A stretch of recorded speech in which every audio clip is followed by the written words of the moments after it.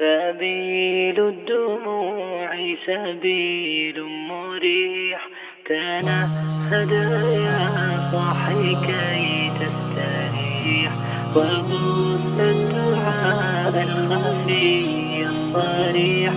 يسعك الفضاء الرحيم الفسيح.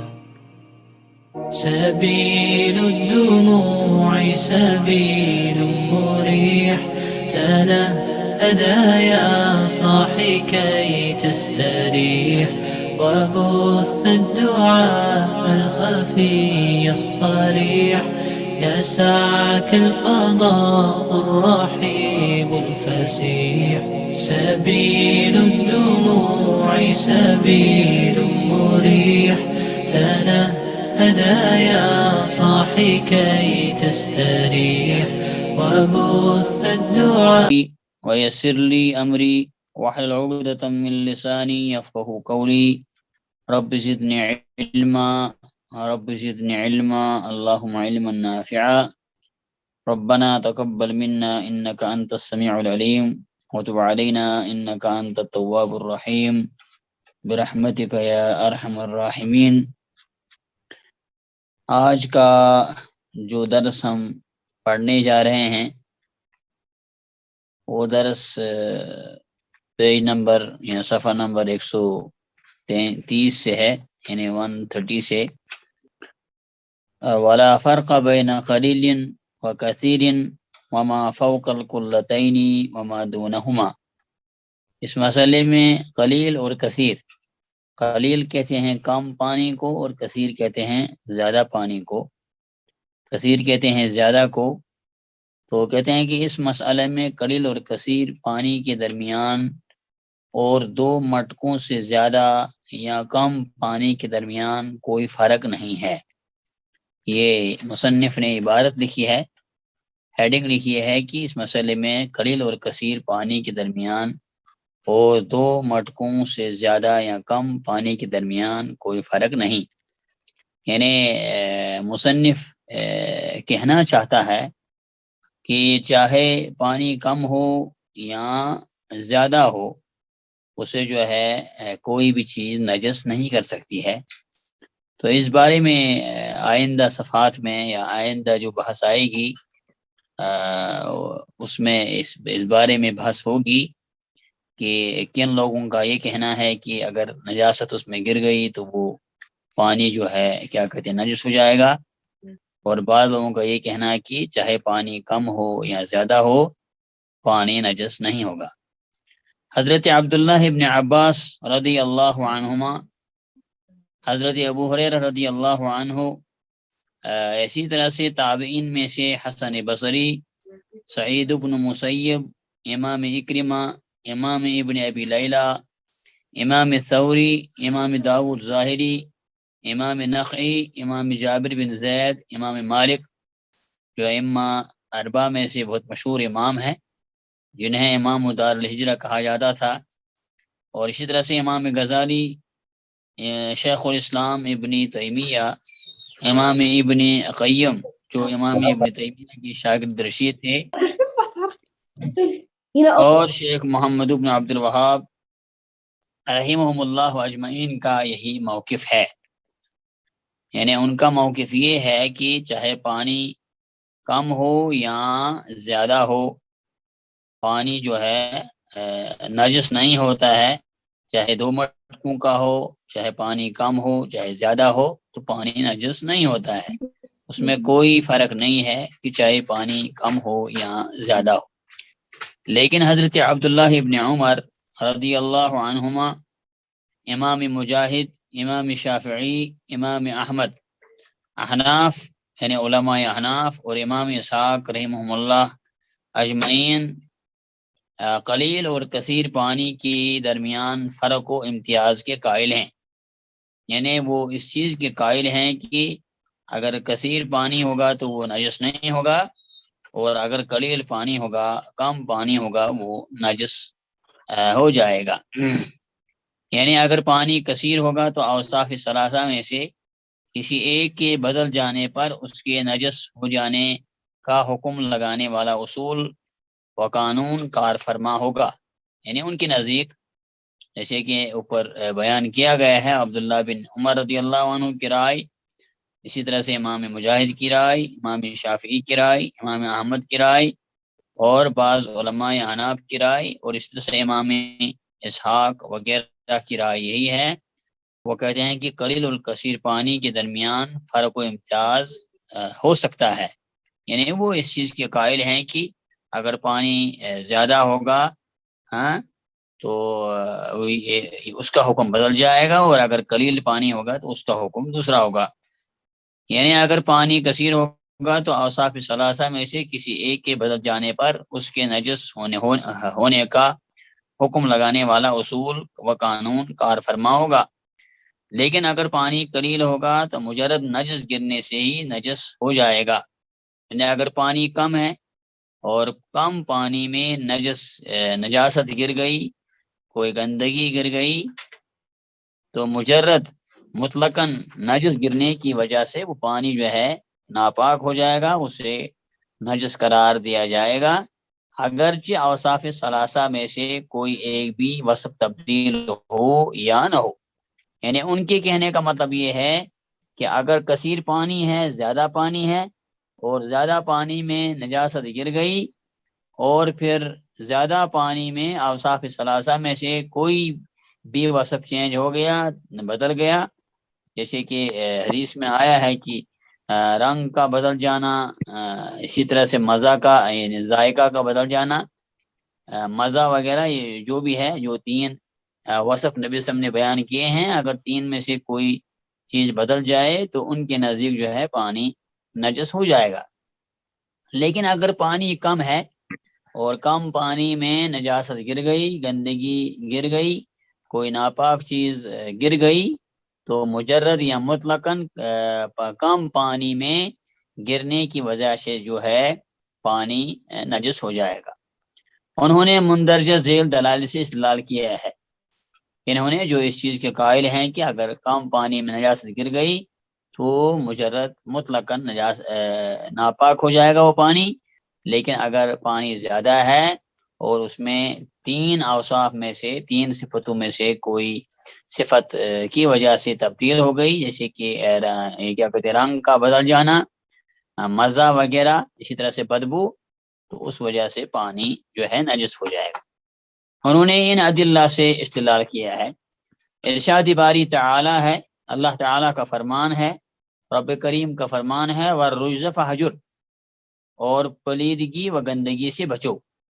نبی صلی اللہ علیہ وسلم سے حکم کیا گیا، نبی صلی اللہ علیہ وسلم سے اللہ تعالیٰ نے حکم فرمایا کہ وَالرُّجْزَ فَاهْجُرْ، آپ نجاست سے دور رہیے، نجاست سے بچیے۔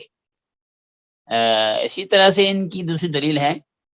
حضرت ابو ہریرہ رضی اللہ عنہ کی روایت ہے، وہ کہتے ہیں کہ رسول اللہ صلی اللہ علیہ وسلم نے فرمایا، جب تم میں سے کوئی نیند سے بیدار ہو تو اپنا ہاتھ 3 مرتبہ دھونے سے پہلے پانی کے برتن میں نہ ڈالے،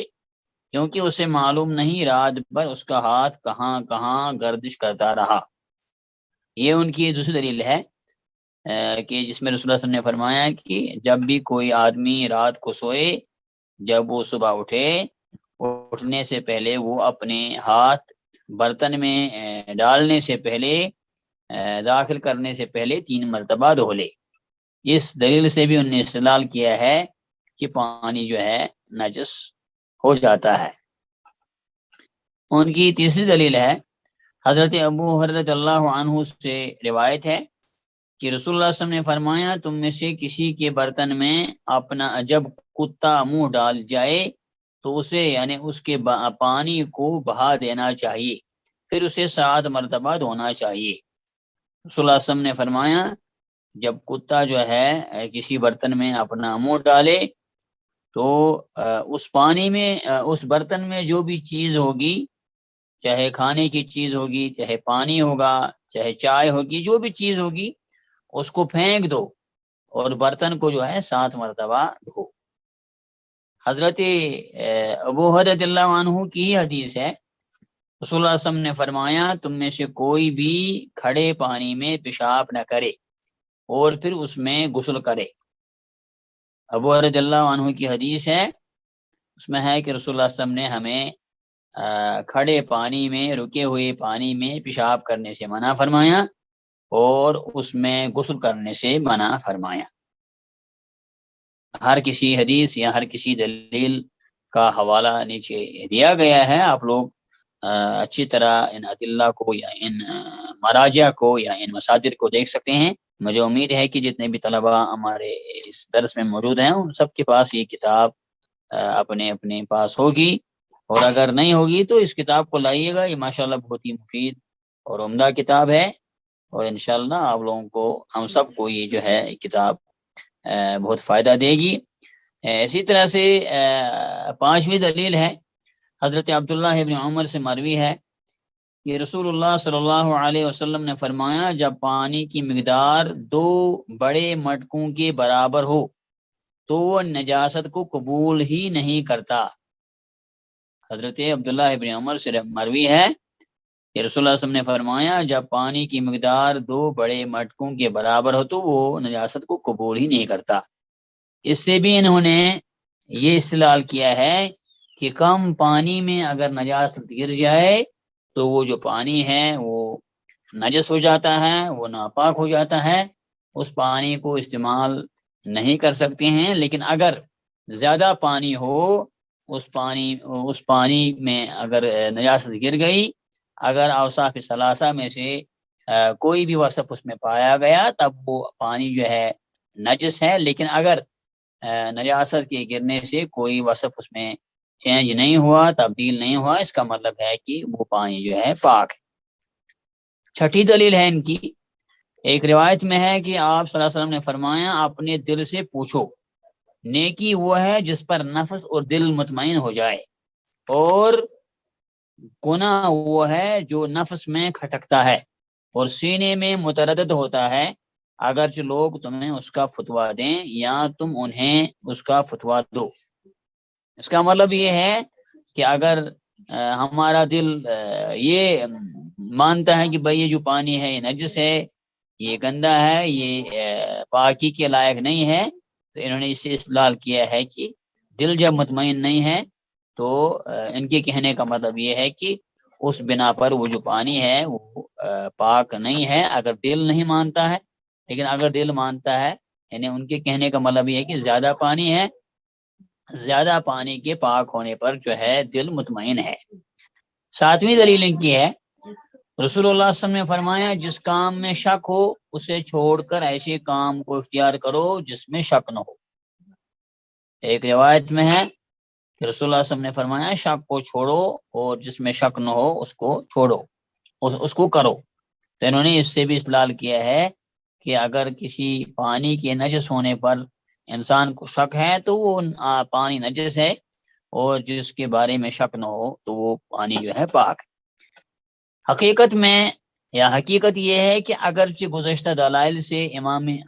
احمد اور احناف وغیرہ نے قلیل اور کثیر پانی کے درمیان فرق کی جو کوشش کی ہے، لیکن ان میں ان کے مطلوبہ مقصود کے لیے کوئی واضح دلالت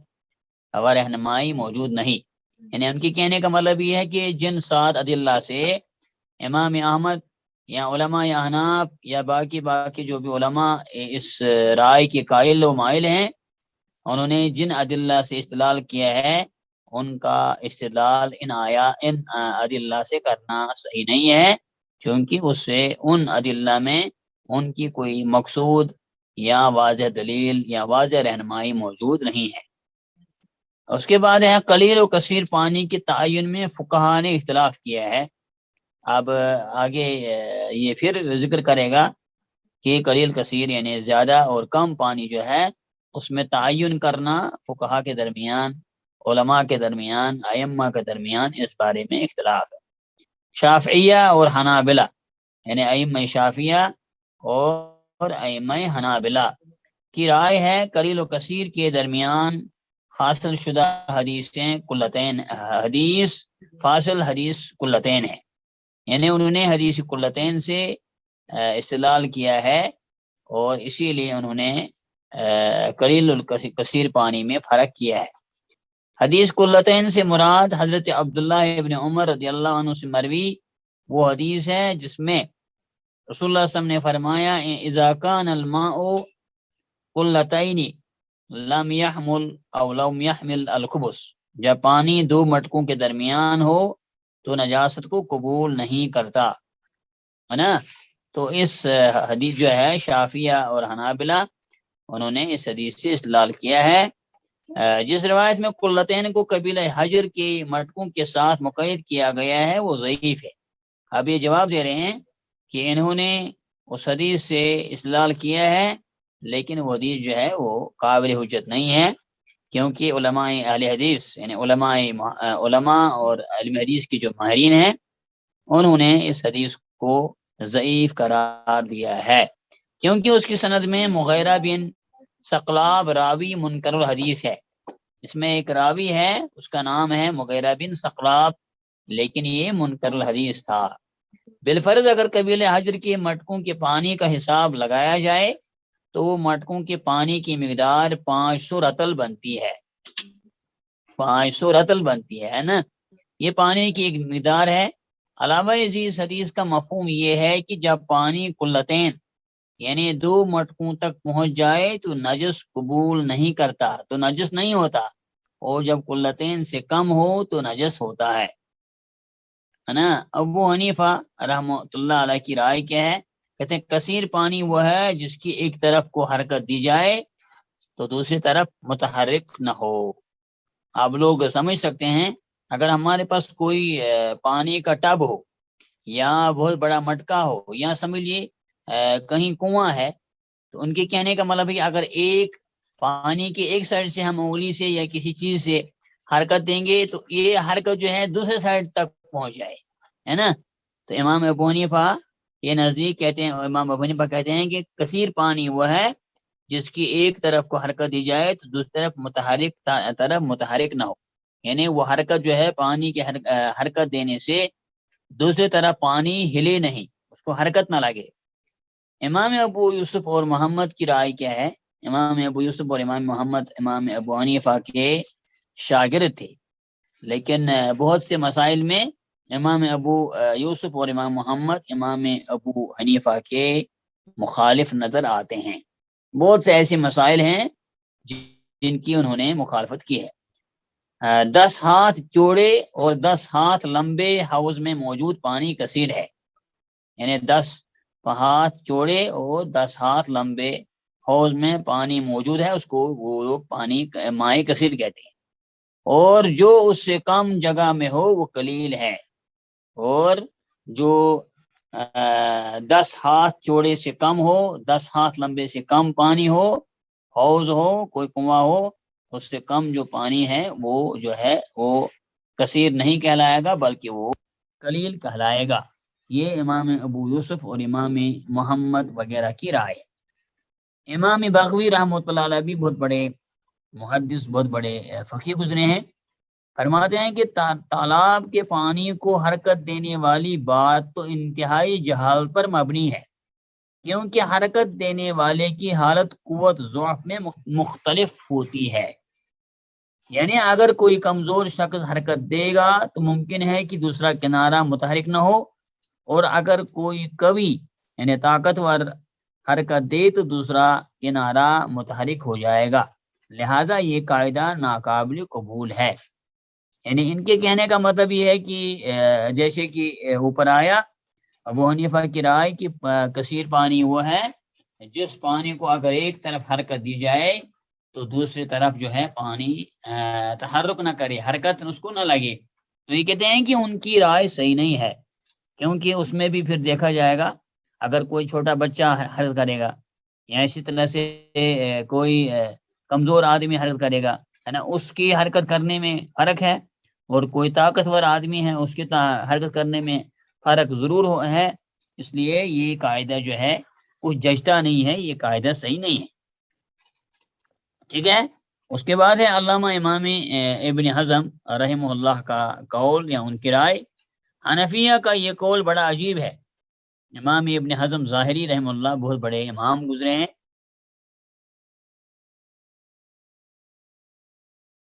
انہوں نے جو ہے بہت ساری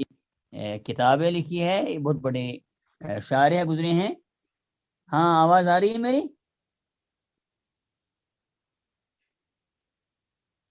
آواز آ رہی ہے بلال صاحب؟ جی آ رہی ہے۔ جی جی جی۔ تو امام ابن حزم کا قول ہے، ان کی رائے ہے، وہ کہتے ہیں حنفیہ کا یہ قول بڑا عجیب ہے، پانی کا حوض اتنا بڑا ہو کہ ایک طرف کو حرکت دیں تو دوسری جانب متحرک ہو جائے، ایک کاش ہمیں پتہ ہوتا کہ یہ حرکت کیسی دی جائے گی، آیا بچے کی انگلی سے، کسی تنکے سے، دھاگے سے، تیراک کے تیرنے سے، تیراک ہوتا ہے جو تیرنے والا آدمی ہو، ہاتھی کے گرنے سے، چونٹی، کنکری سے وغیرہ وغیرہ، پتھر سے یا حوض کے گرنے سے، اللہ کا شکر ہے جس نے ہم کو ان غلط فہمیوں سے محفوظ رکھا۔ یعنی انہوں نے بھی امام ابو حنیفہ کی اس رائے کو رد کیا ہے کہ ان کا یہ قول صحیح نہیں ہے کہ اس کو ایک طرف حرکت دی جائے گی اور دوسری طرف اس کو حرکت نہیں لگے گی، اور اگر ایسا ہوگا تو اس کو مائع کثیر کہیں گے، اور اگر حرکت لگ گئی تو اس کو مائع قلیل کہیں گے۔ ان کی یہ بات، امام ابو حنیفہ کی یہ بات صحیح نہیں ہے، ان کے کہنے کا مطلب یہ ہے۔ اب اس کے بعد مصنف نے راجح بات، افضل بات، بہتر بات یہاں بیان کی ہے۔ وہ کہتے ہیں راجح اس حدیث کو اجماع یعنی اللہ ان تغیر ریحہ او طعمہ او لونہ کے ساتھ اسی طرح مقید کیا جائے گا جیسے حدیث الماء طہور لا ينجس شیء کو اجماع کے ساتھ مقید کیا گیا ہے۔ پھر اس کا مطلب یہ ہوگا کہ جب پانی دو مٹکوں کے برابر ہو تو نجس نہیں ہوتا، لیکن اگر اوصاف ثلاثہ میں سے کوئی وصف نجاست گرنے کی وجہ سے متغیر ہو جائے تو بالاجماع نجس ہو جائے گا۔ یہ کہتے ہیں کہ راجہ قول یہی ہے، یہ پانی کو حرکت دینا، اتنا ہونا، یہ ہونا، یہ سب صحیح نہیں ہے، بلکہ پانی جو ہے قلتین ہو، قلتین دو مٹکوں کے برابر جو ہے، اگر اس میں کوئی نجس گر گئی اور نجس کے گرنے کے بعد اگر اس میں اوصاف ثلاثہ میں سے کوئی بھی وصف پایا گیا ہے نا، بالاجماع نجس ہو جائے گا، اور اگر دو مٹکوں سے کم ہو اور کوئی وصف متغیر نہ ہو تو حدیث لا ینجس شیء کی وجہ سے محض نجاست گرنے سے نجس نہیں ہوگا بلکہ اپنی اصل طہارت پر باقی رہے گا۔ یعنی کہنے کا مطلب یہ ہے کہ اگر پانی کثیر ہے نا، کل دو مٹکوں کے برابر ہے، اور اگر اس میں کوئی نجاست گر گئی اور نجاست کے گرنے کی وجہ سے اس میں اوصاف ثلاثہ میں سے کوئی وصف پایا گیا تو پانی تو پھر کیا ہو جائے گا، پھر اس کو نجس قرار دیا جائے گا، اور اگر دو مٹکوں سے کم ہو اور کوئی وصف نہ چینج ہو، تبدیل نہ ہو، پھر حدیث جو ہے اللہ کے نبی نے فرمایا لا ینجس شیء کو محض نجاست گرنے سے نجس نہیں ہوگا، بلکہ جو اصول ہے جیسے کہ قاعدہ علماء نے بیان کیا ہے کہ عبادات اور معاملات، عبادات میں اصل معنی قاعدہ ہے المن، یعنی ہر کوئی چیز، ہر کوئی عبادت حرام ہے، ناجائز ہے جب تک نہ کسی عبادت کے اس بات کی کوئی دلیل ہمیں ملے۔ لیکن معاملات کے لیے الگ قاعدہ ہے، اس کے لیے قاعدہ الحل، یعنی اصل میں حل ہے تو معاملات کو حل پر ہی رکھا جائے گا جب تک نہ حرمت کی کوئی دلیل ملے۔ تو یہ وہی کہہ رہے ہیں کہ لا ینجس شیء کی وجہ سے محض نجاست گرنے سے نجس نہیں ہوگا، لہذا اگر کہیں پانی ہے، چاہے پانی کم ہے یا زیادہ ہے، لیکن اگر اس میں کوئی نجاست گر گئی اور محض نجاست کے گرنے سے پانی کو نجس قرار نہیں دیا جائے گا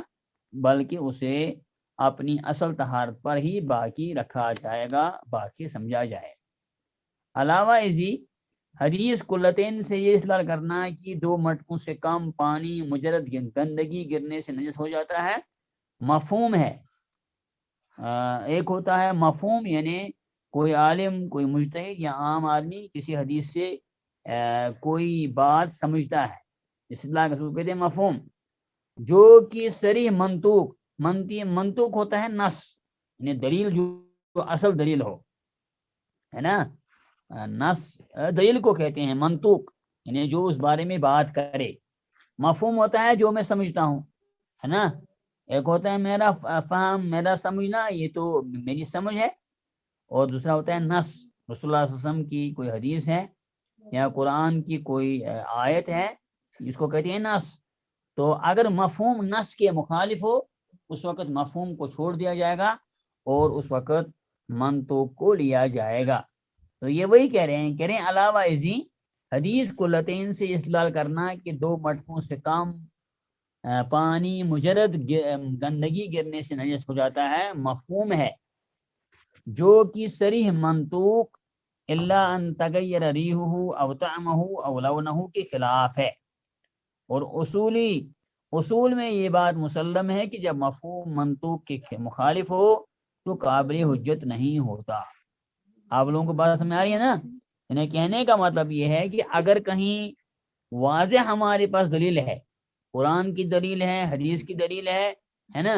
یا اجماع سے علماء نے ثابت کیا ہے، لیکن اس کے بالمقابل آپ کا کوئی فہم ہے، آپ کا کوئی اجتہاد ہے، آپ کی کوئی رائے ہے، لیکن وہ منطوق یعنی اصل نص کی مخالف ہے، اس وقت آپ کی بات کو چھوڑ دیا جائے گا اور اس وقت اصل نص کو لیا جائے گا. اور وہ نص کیا ہے؟ وہ یہی ہے کہ اگر پانی میں کوئی غلاظت گر جائے، نجاست گر جائے، اور اگر اس پانی کا یہ کیا کہتے ہیں اوصاف ثلاثہ میں سے کوئی وصف پائی گئی تو پھر جو ہے پانی کو نجس قرار دیا جائے گا. اور اگر ایسا نہیں ہے پھر اپنی طرف سے کوئی تعویل نہیں کی جائے گی، بلکہ پانی کو اصل پہ رکھا جائے گا. اور اس کی اصل کیا ہے کہ وہ پانی جو ہے وہ پاک ہی ہے، اس کو پاک ہی سمجھا جائے گا. اس کے بعد یہ صاحبی کتاب نے عبارت چنی ہے، لکھی ہے وَمُتَحَرِّكٍ وَسَاكِنٍ، متحرک و ساکن پانی کے درمیان کوئی فرق نہیں. متحرک و پانی و ساکن پانی کے درمیان کوئی فرق نہیں. جمہور علماء اسی کے قائل ہیں.